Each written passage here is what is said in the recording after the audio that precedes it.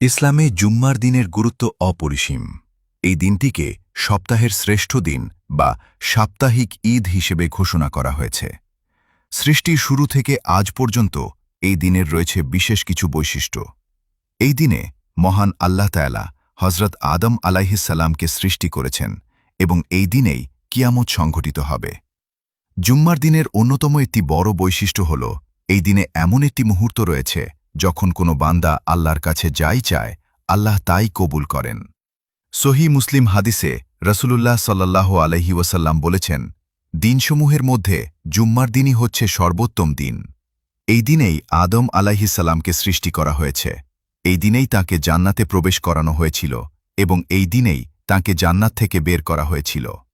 অন্য এক হাদিসে রাসূলুল্লাহ সাল্লাল্লাহু আলাইহি ওয়াসাল্লাম ইরশাদ করেছেন, জুম্মার দিনে এমন একটি বিশেষ সময় রয়েছে, কোনো মুসলিম বান্দা যদি সেই সময়ে আল্লাহর কাছে কোনো কল্যাণ প্রার্থনা করে তবে আল্লাহ অবশ্যই তাকে তা দান করেন। সুনানে আবু দাউদ ও তিরমিজি শরীফের রেওয়ায়েত অনুযায়ী রাসূলুল্লাহ সাল্লাল্লাহু আলাইহি ওয়াসাল্লাম বলেছেন, জুম্মার দিনের এই সময়টি হল আসরের নামাজের পর থেকে সূর্যাস্ত পর্যন্ত। তাই জুম্মার দিনে আসরের নামাজের পর থেকে মাগরিবের আগ পর্যন্ত সময়টিতে যদি কোনো ব্যক্তি এই বিশেষ দোয়াটি পাঠ করে, আল্লাহর কাছে কিছু চায়, তবে মহান আল্লাহ তাআলা তার সকল নেক চাওয়াগুলো এই একটিমাত্র দোয়ার মাধ্যমে পূরণ করে দিবেন ইনশাআল্লাহ। প্রিয় ভাই ও বোনেরা, ছোট্ট একটি অনুরোধ। রাসূলুল্লাহ সাল্লাল্লাহু আলাইহি ওয়াসাল্লাম বলেছেন, যে ব্যক্তি ভালো কাজের পথ দেখায় সে তার আমলকারীর সমপরিমাণ সওয়াব পায়। তাই এই সুন্দর আমলটি নিজে করুন এবং ভিডিওটি দেখা হলে কমেন্টে মাশাআল্লাহ বা আলহামদুলিল্লাহ লিখে শেয়ার করে অন্য ভাই বোনদেরও জানার সুযোগ করে দিন। আপনার একটি শেয়ার হয়তো কারো জীবন বদলে দিতে পারে। এই ছোট দোয়াটির ভেতরে লুকিয়ে আছে একজন মানুষের ইহকাল ও পরকালের পুরো জীবনের চাহিদা। দোয়াটি হল, আল্লাহুম্মা গফিরলি ওয়ারহামনি ওয়াহদিনি ওয়া আফিনি ওয়ারজুকনি। অর্থ হল, আল্লাহুম্মা গফিরলি, হে আল্লাহ আমাকে ক্ষমা করুন, হে আমার প্রতিপালক, আমি জেনে না জেনে গোপনে প্রকাশ্যে যত গুনাহ করেছি আপনি আমার সেই পাহাড়সম গুনাহগুলো মাফ করে দিন, কারণ আপনার ক্ষমা ছাড়া আমার আর কোনো গতি নেই। ওয়ারহামনি, আমার প্রতি দয়া করুন, হে দয়াময়, দুনিয়া এবং আখিরাতের প্রতিটি কদমে কদমে আপনি আমার প্রতি দয়া ও করুণা বর্ষণ করুন।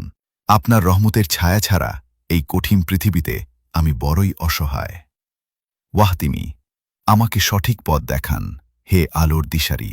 এই ফিতনার যুগে চারপাশের অন্ধকার আর বিভ্রান্তি থেকে বাঁচিয়ে আমাকে সবসময় সিরাতুল মুস্তাকিম তথা হেদায়েতের সঠিক ও সরল পথে অবিচল রাখুন। ওয়া আফিনি, আমাকে সুস্থতা দান করুন, হে আরোগ্যকারী।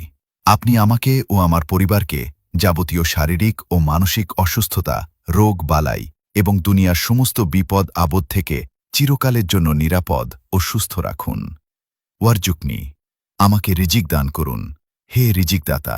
আমার ও আমার পরিবারের জন্য এমন সম্মানজনক, বরকতময় ও হালাল রিজিকের ব্যবস্থা করে দিন যাতে কখনোই অন্য কোনো মাখলুকের কাছে হাত পাততে না হয়। একজন মানুষের জীবনে ক্ষমা, দয়া, হিদায়াত, সুস্থতা এবং হালাল রিজিক ছাড়া আর কী বা প্রয়োজন হতে পারে? প্রিয় ভাই ও বোনেরা, এই দোয়াটি শুনে আপনার মনে হতে পারে, এটি তো আমরা নামাজের সেজদার মাঝে পড়ি।